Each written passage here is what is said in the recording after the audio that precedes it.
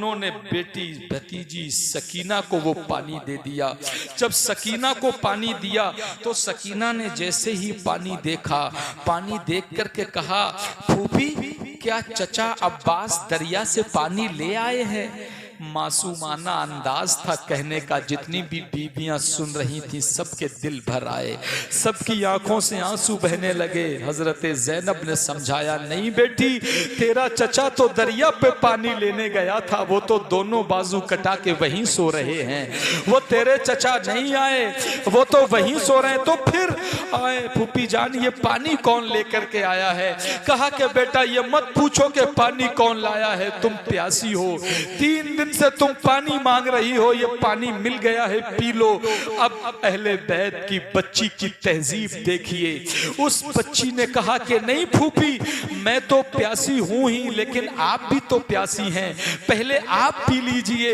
हजरत सैयदा ज़ैनब ने जब बच्ची की ये तहजीब देखी तो कहा कि नहीं बेटा, हम बड़े हैं, तुम छोटी हो, पहले छोटे पिएंगे उसके बाद बड़े पिएंगे। जब इतना सुना तो रन्नी सकीना रात के उस सन्नाटे में वो प्याला लेकर के करबला के मैदान की तरफ दौड़ लगाने लगी। ज़ैनब ने भाग के पकड़ा, अरे बेटी रात में कहां जा रही हो? कहा फूफी अभी तुमने ही तो कहा था कि पहले छोटे पीते हैं। मेरे छोटे छोटे भाई ओनो मोहम्मद जो सुबह करबला में गए थे और वापस नहीं आए, मैं चाहती हूं कि वो मुझसे छोटे हैं, पहले वो पिए उसके बाद मैं पीऊंगी। अल्लाह अकबर। बच्ची की ये तहजीब देख करके दुश्मनों के आंखों में भी पानी आ गया। ये बच्ची की तहजीब कहती है, वो छोटे छोटे मेरे भाई जो करबला में गए थे, पहले वो पानी पिएंगे उसके बाद मैं पानी पीऊंगी। अल्लाह अकबर। ज़ैनब ने कहा कि बेटा तुम ये समझ रही हो कि वो अभी तक प्यासे हैं? उनकी प्यास तो उसी वक्त बुझ गई थी, नाना ने कौसर का जाम पिला दिया था, वो तो उसी वक्त करबला के मैदान में शहीद हो गए थे। आखिर जैसे तैसे समझा बुझा करके सैयदा सकीना को पानी पिलाया गया। चंद कतरे इस छोटी सी बच्ची ने अपने खुश्क हलक से उतारे। इतने में रात हो गई और जब रात के सन्नाटे में यजीदियों का लश्कर एक तरफ लगा, हजरत ज़ैनब ने खंजर निकाला और निकाल के अपने परिवार का पहरा देने लगी। इतने में देखा कि जब रात काफी हो गई तो एक सवार है कि जो घोड़े पे सवार होके बहुत तेजी से चला आ रहा है। इसका इको भैया, इको बिल्कुल बंद कर दो। एक सवार है कि जो रात के सन्नाटे में अहले बैत के खेमे, अहले बैत के लोगों की तरफ चला आ रहा है। हजरत सैयदा ज़ैनब पहरा दे रही थी, उन्होंने सवार को आते देखा तो उस खंजर निकाल के उसके रास्ते में खड़ी हो गई। बोले ऐ सवार, तू कौन है और मेरे घर वालों की तरफ क्यों आ रहा है? इतना उसने सुना मगर सवार रुका नहीं, सवार और आगे बढ़ा। आगे बढ़ गई ज़ैनब, कहा कि मैं औरत जरूर हूं मगर मेरी रगों में अली का खून दौड़ रहा है, अगर तू नहीं रुका तो सुन, मेरे अंदर जो खूने अली है वो जोश में आ जाएगा, मैं तुझे जिंदा नहीं छोड़ूंगी। इतना कहना था, सवार ने अपने चेहरे से नकाब उलट दिया। जैसे ही नकाब उल्टा, ज़ैनब की चीख निकल गई और पुकार के बोली, बाबा, ऐ अब्बा, ऐ जनाब अली, तुम अब आए हो? जब खानदान लुट गया अब आए हो, जब भाई कट गया अब आए हो। जब नकाब उल्टा तो क्या देखा? उस घोड़े पर कोई और नहीं, ज़ैनब के अब्बा अली तशरीफ लाए थे। मैदान करबला में अली आए। ज़ैनब ने शिकायत के लहजे में कहा, है अब्बा उस वक्त नहीं आए जब मेरा सुहाग गुजर रहा था, उस वक्त नहीं आए जब मेरी गोद सूनी हो रही थी, उस वक्त नहीं आए जब मेरा भैया हुसैन कट रहा था। ए बाबा उस वक्त क्यों नहीं आए जब तुम्हारा पोता घोड़ों की टापों से रौंदा जा रहा था, जब तुम्हारे खानदान वालों के खून के छींटे उड़ाए जा रहे थे, उस वक्त नहीं आए। ए बाबा अब तो पूरा गुलशन उजड़ चुका है, अब तो नस्लों को काट दिया गया है, करबला में हर तरफ तुम्हारी नस्ल का खून बह रहा है। ए बाबा ये रात में आने का क्या मतलब है? और बाद में आने का क्या मतलब है? हजरत अली ने कहा कि ए बेटी, मैं आ तो सकता था, लेकिन अगर मैं जरा भी मदद कर देता तो जंग का नक्शा ही पलट जाता, एक भी यजीदी जिंदा नहीं बचता और तुम अपने इम्तिहान में फेल हो जाते। ए बेटी, मैं इसलिए नहीं आया कि मेरे ना आने से अब तुम अपने इम्तिहान में पास हो गए हो, अल्लाह के यहाँ तुम्हारी शहादतें कबूल हो गई हैं। इतना मुजदा सुनाया हजरत अली ने, एक चक्कर लगाया अपने अहले बैत का और उसके बाद घोड़े से अलविदा कहते हुए वापस हो गए। मुहर्रम की 11 तारीख आती है, 11वीं तारीख का सूरज निकलता है।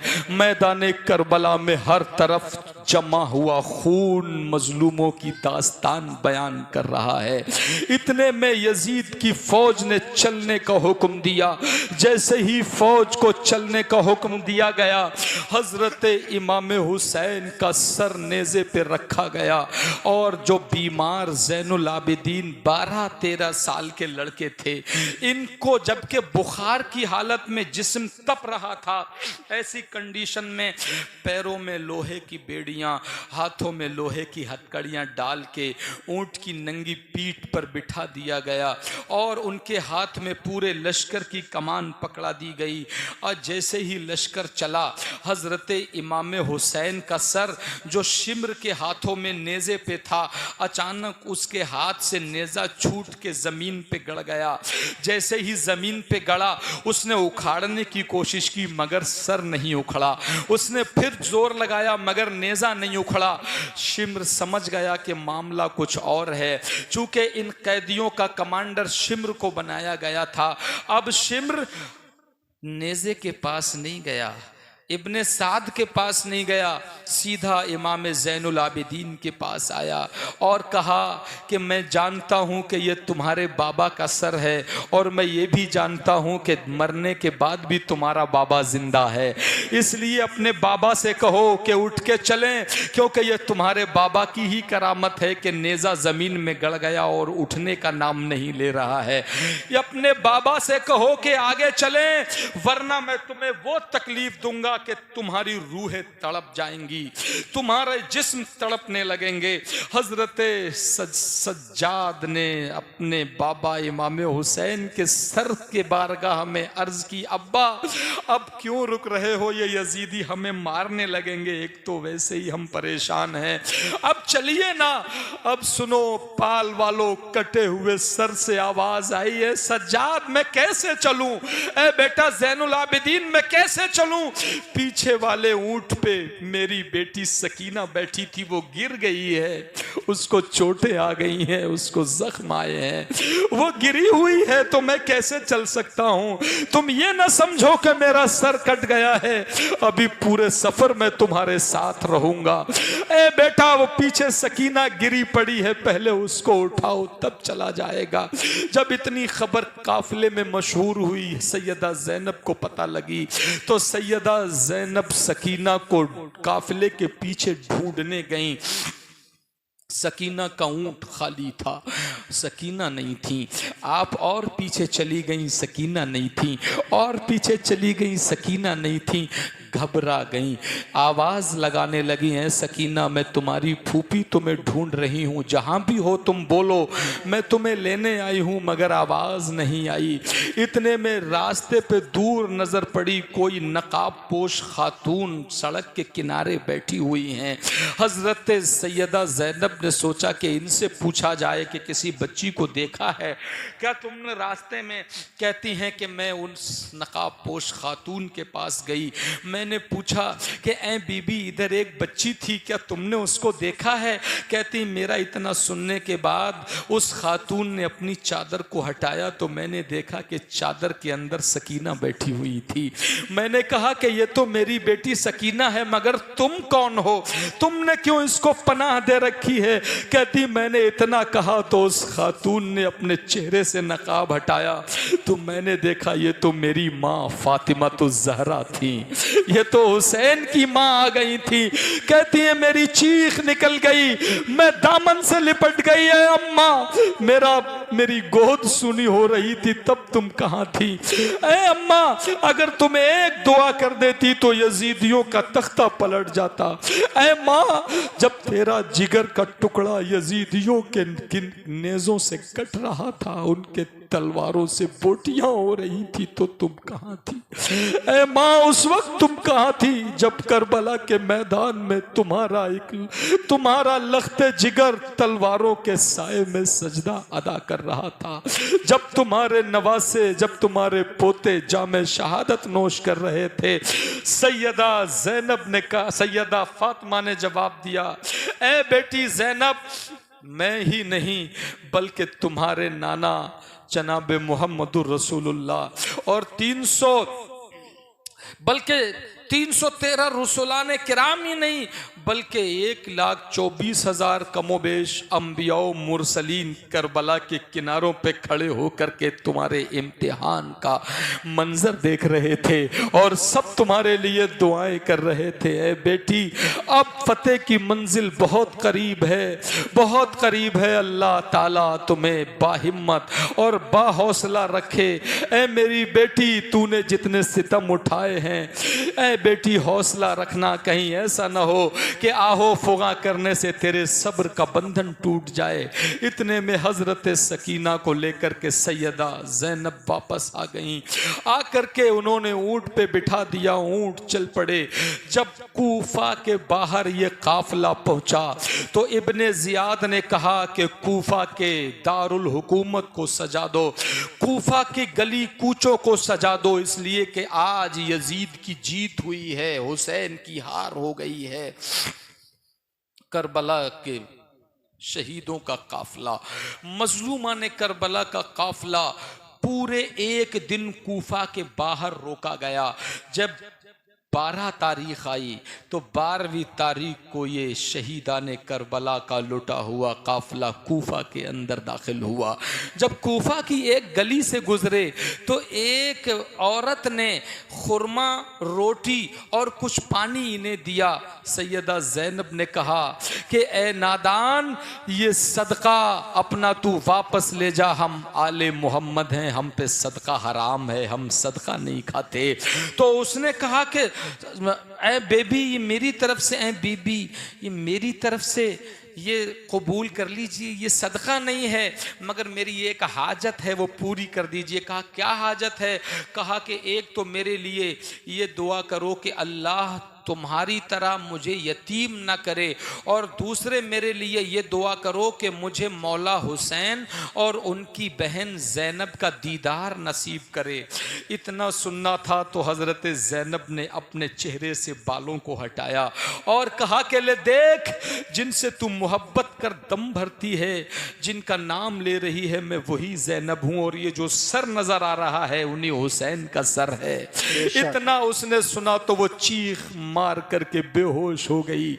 जब होश में आई तो पूरे कूफे में कहती फिर रही थी कि इस इब्ने ज़ियाद बदनिहाद ने जिन लोगों को ये कह करके हमें बताया कि कुछ बागी, कुछ चोर कत्ल किए गए हैं, अरे ये बागी चोर नहीं, ये तो रसूलुल्लाह के घर वाले हैं, ये तो अहले बैत हैं, हमें पता ही नहीं था कि अहले बैत को कत्ल किया गया है।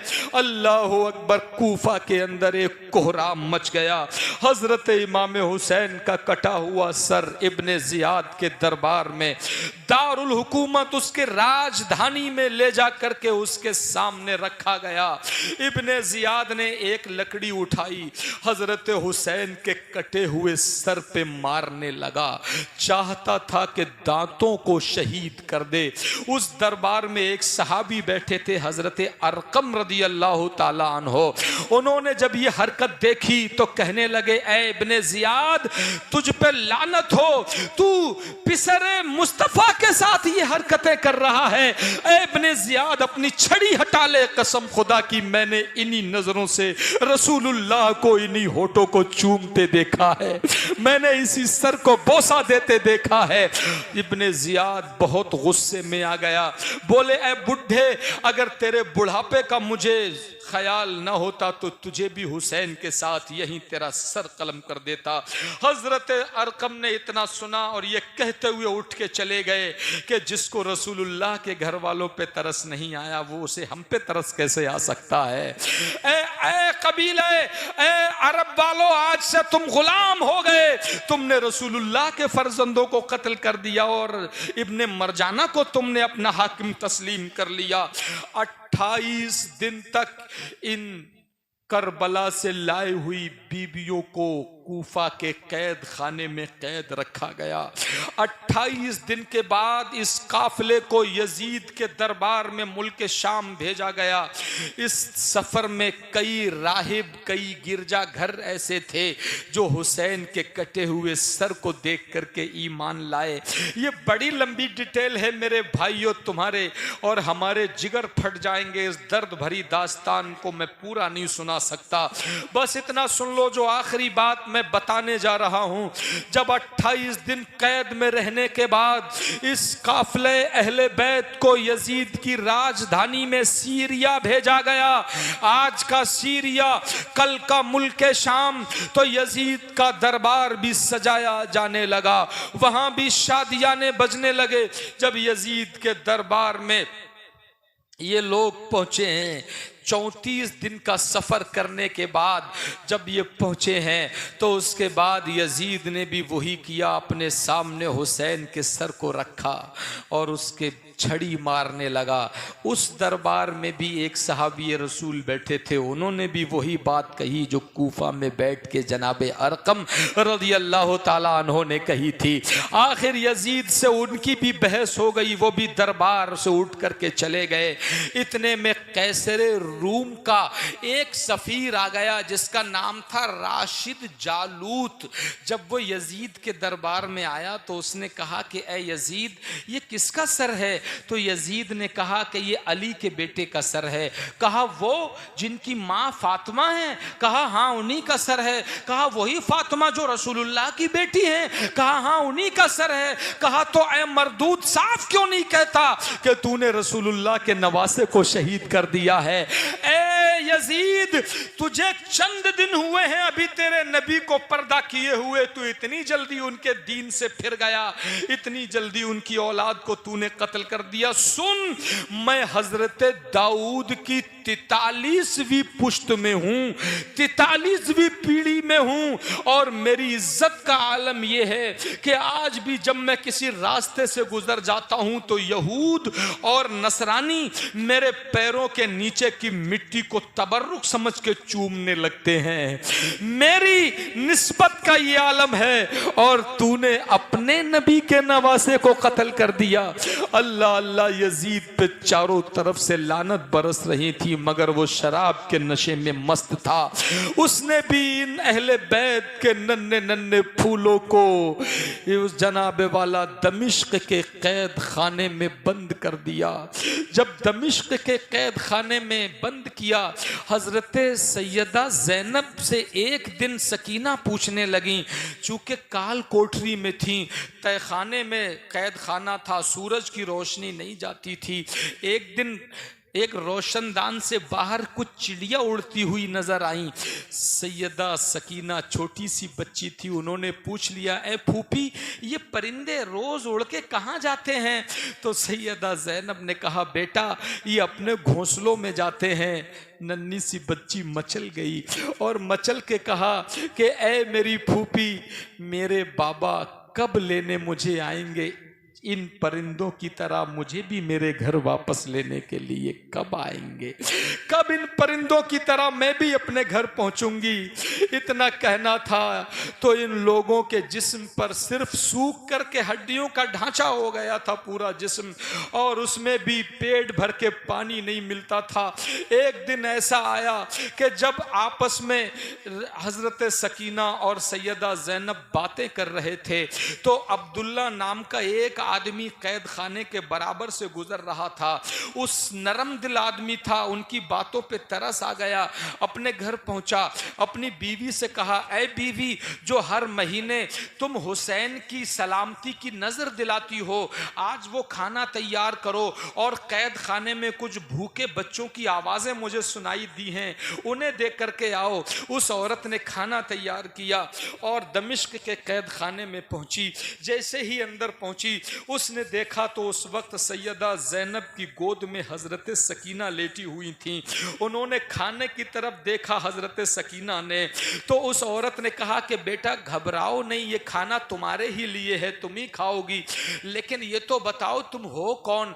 हजरत सैयदा ज़ैनब ने कहा, ये बताओ ये खाना किस लिए लाई हो। कहा, मैं हर महीने अपने मौला हुसैन की सलामती की नजर दिलाती हूँ और मैं दुआ करती हूँ कि अल्लाह मेरे मौला हुसैन को लंबी उम्र दे, उनकी नियाज नजर का खाना है, इसलिए मैं तुम्हारे लिए लाई हूं। हजरत ज़ैनब ने इतना सुना तो आंखों से आंसू बह गए, हिचकी बंद गई, बड़े मुश्किल से अपने आप को संभाला और कहा कि ऐ बहन, जिसकी सलामती की तू दुआ करती है ना, वो तो करबला में शहीद कर दिए गए और मैं उन्हीं की बहन हूं और ये मेरी गोद में उन्हीं की बच्ची लेटी हुई है। इतना सुना तो उस औरत की भी सिसकियां बंद गईं। वो कहने लगी कि हमें तो ये बताया गया था कि यजीद के खिलाफ कुछ चोर, कुछ लुटेरे निकल पड़े थे, उन्हें कत्ल किया गया, हमें क्या मालूम आप अहले बैत के लोग हैं, हमें क्या मालूम आप उसी खानदान के लोग हैं। अल्लाह अल्लाह, और मैं तो हुसैन का एहसान कभी नहीं भूल सकती। कहा कि क्या एहसान। कहा, आज जो मैं जिंदा हूं वो हुसैन की ही वजह से जिंदा हूं। कहा, वजह यह थी कि जब मैं बचपन में थी तो मेरा बहुत इलाज कराया गया, मगर मेरी बीमारी का कोई इलाज नहीं था, तो मेरा बाबा मुझे मदीना लेके गया था। जब मैं मदीना पहुंची थी तो उनके हुजरे से एक चांद जैसे मुखड़े वाला बच्चा निकल रहा था। मुस्तफा ने कहा था कि ऐ हुसैन इधर आओ, देखो ये बच्ची बीमार है, इस बच्ची पे पढ़ करके दम कर दो। कहती हैं कि उस बच्चे ने जैसे जैसे पढ़ता जाता था मुझे शिफा मिलती जाती थी, और उस वक्त जब उस बच्चे ने मेरे ऊपर दम किया, उस वक्त से जो मैं ठीक हुई हूं तो आज तक कभी बीमार ही नहीं पड़ी। इसलिए मैं अपने आका हुसैन की नजर दिलाती हूं, उनकी सलामती की दुआएं करती हूं, मगर आह वो हुसैन, उनको यजीद ने शहीद कर डाला। इतना कहते हुए वो खातून अपना चेहरा, अपना सीना पीटते हुए कैद खाने से बाहर निकल गई। पूरे दमिश्क में खबर फैलने लगी कि कैद खाने में जो लोग हैं ये चोर और डाकू नहीं, ये मोहम्मद के घर वाले हैं, ये हुसैन के घर वाले हैं। अल्लाह अल्लाह, इतने में सकीना कहने लगी बीमार ज़ैनुल आबिदीन से, ऐ भाई मैं बचूंगी नहीं। ऐ पाल वालों, अगर सुन सकते हो, अगर तुम्हारे सीनों में जिगर है तो सुनो इस बात को।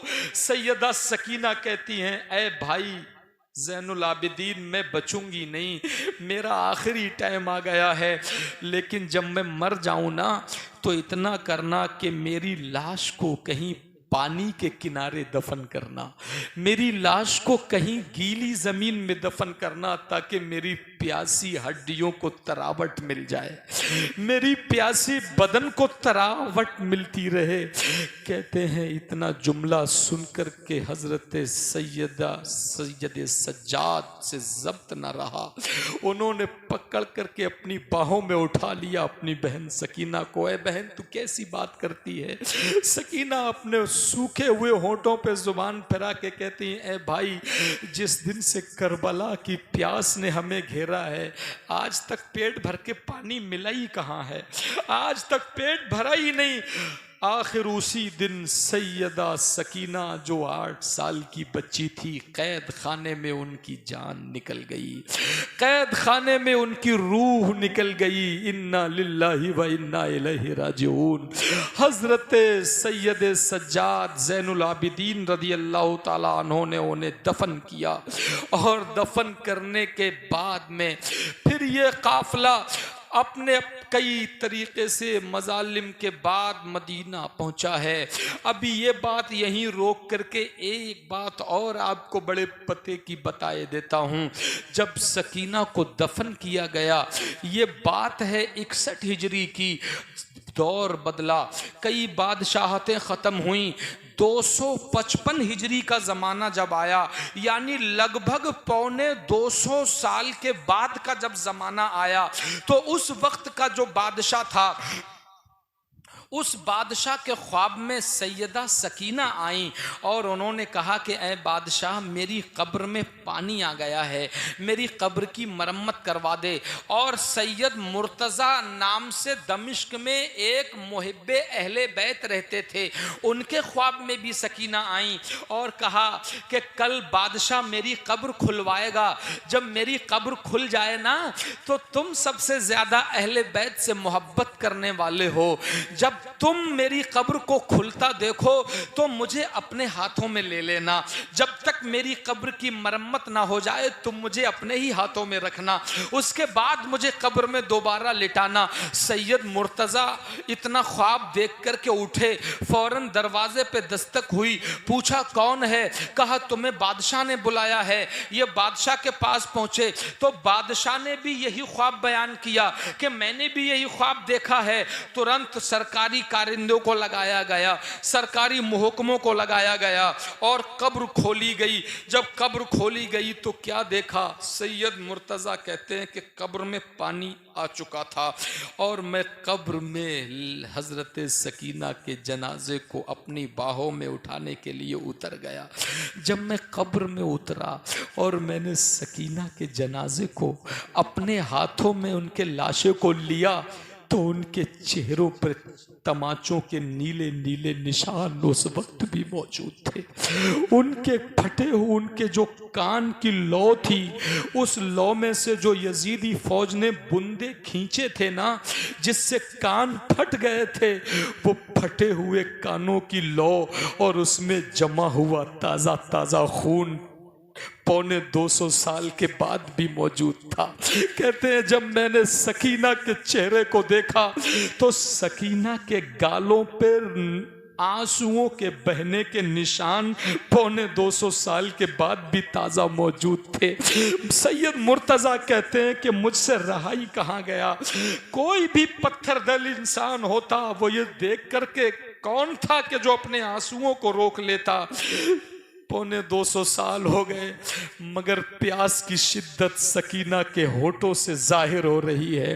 पौने 200 साल के बाद भी चेहरे पे आंसुओं के लाइनें पड़ी हुई हैं। पौने 200 साल के बाद भी सकीना के गालों पे जो तमाचे मारे थे ना यजीदियों ने, उन तमाचों के नीले नीले निशान उनके नाजुक नाजुक गालों पे आज भी मौजूद थे। उनके कान की फटी हुई लौ में ताजा जमा हुआ खून आज भी मौजूद था और आज भी सकीना की प्यास मैदान करबला से दुनिया को पैगाम दे रही थी कि ए दुनिया वालों सुनो, इन शहीदा ने करबला को मुर्दा मत समझना, ये अपनी प्यास की शिकायत अपनी जुबानों पे दबाए हुए आज भी अपनी कब्रों में आराम कर रहे हैं। ये तो उस दिन का इंतजार कर रहे हैं जिस दिन नानक के सामने मैदान लगा होगा, रब की अदालत लगी होगी, उस वक्त बड़े बड़े पैसे वालों को बुलाया जा रहा होगा। तो उस वक्त कोई दुनिया में ऐसा नहीं होगा जो 3 दिन प्यासा रख करके कत्ल किया गया हो और उसके बाद मरते दम तक प्यासा रखा गया हो। उस वक्त ये सकीना मैदान महशर में आकर के कहेगी, ऐ मौला, अगर मेरे नाना के गुनाह, उम्मत के गुनाह इतने ज्यादा हैं, लेकिन ऐ मौला सकीना के आंसुओं की कीमत भी तो तेरी अदालत में बहुत ज्यादा होगी। ऐ रब, अगर मेरे नाना की उम्मत के गुनाह ज्यादा है तो आज सकीना उनके गुनाहों को अपने आंसुओं के बदले बख्शवाना चाहती है। मैदान महशर में इन शहीदों की प्यास बोलेगी, इन शहीदों का खून बोलेगा, मैदान करबला से उठती हुई गर्द बोलेगी, मैदान करबला से उठती हुई शहीदों के खून की बूंदे पुकार के कहेंगी, ऐ मौला, दुनिया में इतना जुल्म किसी पे नहीं हुआ जितना करबला वालों पे हुआ। ऐ मौला, अगर अपनी रहमत के साए में अपनी उम्मत, अपने बंदों के गुनाहों को बख्शना है तो इन्हीं करबला वालों के खून के सदके में बख्श दे। उस वक्त नाना की उम्मत को बख्शवाया जाएगा और पूरा अहले महशर देखेगा कि जो मर्तबा शहीदाने करबला को दिया जाएगा उस पे पूरी दुनिया रश करती हुई नजर आएगी। नारे तकबीर, नारे रिसालत, मसलके आला हजरत, जश्न ईद मिलादुन नबी, नारे तकबीर, नारे रिसालत। माशाअल्लाह माशाअल्लाह, बहुत खूब। ये है वो करबला की मुख्तसर सी दास्तान। अभी इसमें बहुत कुछ बाकी बचा है, बहुत कुछ बाकी है। इंशाअल्लाह फिर कभी मुलाकात होगी तो ये बात होगी। अभी बस इतना सुन लो मेरे भाइयों, करबला वालों का खून आज भी पुकार के तुम्हें कहता है।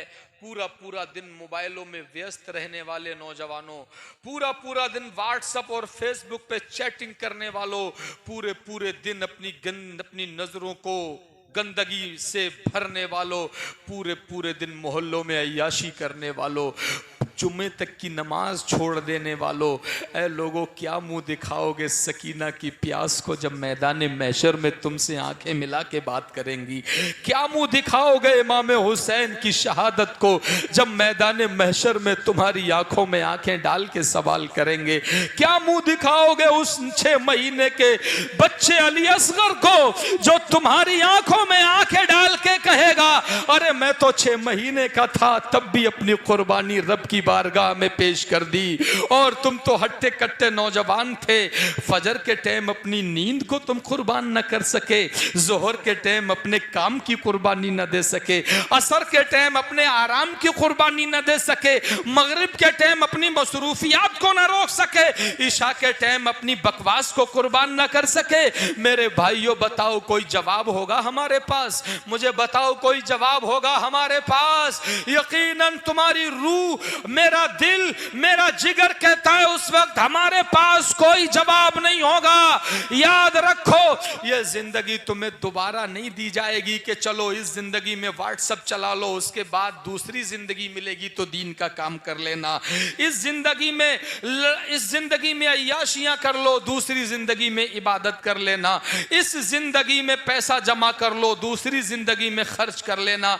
याद रखो पैसा खर्च करना है तो यही जिंदगी है, इबादत करना है तो यही जिंदगी है, अगर नमाजी बनना है तो यही एक जिंदगी है, अगर नेक बनना है तो यही एक जिंदगी है, अगर अल्लाह को राजी करना है तो यही एक जिंदगी है, अगर हुसैन के सच्चे आशिक बनना है तो यही एक जिंदगी है। अरे तो क्यों नहीं आज ही तौबा करता, और क्यों नहीं नामे हुसैन पे आज ही अल्लाह के सामने ये अहद करता कि बरके तपा के खौफ से गुलशन न छूटेगा, बुलबुल से बहरहाल नशेमन न छूटेगा। या रसूल अल्लाह, माहौल अगरचे अपने मुवाफिक भी नहीं है सरकार, मगर आपका दामन न छूटेगा। नारे तकबीर, नारे रिसालत, नारे रिसालत, नारे हैदरी, नारे हैदरी, नारे तकबीर, नारे रिसालत। माशाअल्लाह माशाअल्लाह, बहुत खूब बहुत खूब। बस इन अशार पर अपनी बात को खत्म कर रहा हूं। गुजरी हुई हयात का मंजर तलाश कर, फिर अजमतो वकार के गौहर तलाश कर, पत्थर से हो ही जाता है आईना चूर चूर, शीशे से टूट जाए वो पत्थर तलाश कर, शीशे से टूट जाए वो पत्थर तलाश कर। मेरे भाइयों होश में आ जाओ, ये दौलत जिस पे तुम इतरा रहे हो ना, मरने के बाद बट जाएगी। ये प्रॉपर्टी जिसको कमाने के लिए तुम अल्लाह को भूले हुए हो ना, आंख बंद होते ही लोग कचेरी में खड़े होंगे कि मेरे नाम कर दो लेखपाल साहब, इतने रुपए मुझसे ज़्यादा ले लो मगर 1 बीघा ज़्यादा मेरे नाम में कर दो। ये महल जिनको तुम रंग पेट करा के रात और दिन अपनी गाढ़ी कमाई जिनको सजाने में लगे हो ना, मरते ही तुम्हें जल्दी बाहर निकालेंगे। जल्दी जल्दी जल्दी करो कहीं बदबू ना आने लगे, कहीं मैं। और बाज तो ऐसा जाहिल होता है, कहता है कि घर की चारपाई भी नहीं ले जाने देंगे, कहीं चारपाई में मुर्दे का असर न रह जाए। अल्लाह अल्लाह। ऐ मेरे भाई, जिस नाम पे तू इतरा रहा है ना, ये नाम तेरा सबसे पहले बदल करके मैयत रख दिया जाएगा। तेरा नाम चौधरी हो, तेरा नाम खां साहब हो, तेरे नाम के आगे प्रधान जी लगता हो या तेरे नाम के आगे मंत्री जी लगता हो, सबसे पहले तेरा नाम खत्म होगा। अब लोग ये नहीं कहेंगे चौधरी साहब कहाँ हैं, अब ये पूछेंगे जनाजा किधर है। ये जिस दौलत पे तू फूला हुआ है ना, उस वक्त लोग तेरी दौलत के सामने तेरा अदब नहीं कर रहे होंगे, बल्कि लोग ये कहेंगे कि कितनी देर है, कितनी देर है, कफन आ गया कि नहीं आ गया, इंतजाम हो गया कि नहीं हो गया, मौलाना साहब से कह दिया जनाजा पढ़ाने को कि नहीं कह दिया। तो कौन सी चीज पे तू फूला बैठा है, कौन से ऐसी चीज है यार कि या अय्युहल इंसानु मा गर्रका बिरब्बिकल करीम, ए इंसान कौन सी चीज ऐसी है कि जिस पे तू इतना नाज करे बैठा है कि तू अल्लाह के सर नहीं झुका पाता, तुझे अल्लाह की राह में खर्च करने की मोहलत नहीं है, तू धन कमा के अल्लाह की राह में देने से तुझे देने का फुर्सत नहीं मिलती। ऐसी कौन सी चीज तेरे हाथ आ गई? अगर ऐसी कोई चीज होती ना तो हिरकल बादशाह के हाथ में आ जाती, अगर ऐसी कोई चीज होती ना तो यूनान का रहने वाला सिकंदर बादशाह जो पूरी दुनिया पे हुक्मरान हो गया था, वो अपने वजीर से ये ना कहता कि जब मैं मर जाऊं तो मेरे कफन को दोनों साइड से फाड़ देना और मेरे हाथों को बाहर निकाल देना, ताकि दुनिया वाले देख लें कि पूरी दुनिया पे हुकूमत करने वाला बादशाह जैसा मां के पेट से खाली पैदा हुआ था, वैसे ही खाली हाथ लटकाए हुए दुनिया से जा रहा है। माशाअल्लाह माशाअल्लाह, बहुत खूब, माशाअल्लाह माशाअल्लाह। क्या लाया था सिकंदर, दुनिया से ले गया क्या? थे दोनों हाथ खाली, बाहर कफन से निकले। बेशक, बहुत खूब। अल्लाह रब्बुल इज्जत की बारगाह में दुआ है कि मौला ताला हम सबको सच्चा पक्का हुसैन की मोहब्बत में जीने की तौफीक अता फरमाए, सच्चा हुसैनी बनने की तौफीक रफीक मरहमत फरमाए। अस्तगफिरुल्लाह रब्बी मिन कुल्ली ज़ंबिन व अतूबु इलैह। इस्लाम जिंदाबाद, मुसलमान पाइंदाबाद। एक मर्तबा सब लोग मेरे साथ मिलके पढ़ें, ला इलाहा इल्लल्लाह, ला इलाहा इल्लल्लाह, ला इलाहा इल्लल्लाह, ला इलाहा इल्लल्लाह, ला इलाहा इल्लल्लाह, ला इलाहा इल्लल्लाह, ला इलाहा इल्लल्लाह, ला इलाहा इल्लल्लाह मुहम्मदुर रसूलुल्लाह सल्लल्लाहु तआला अलैहि वसल्लम। अस्सलामु अलैकुम व रहमतुल्लाह।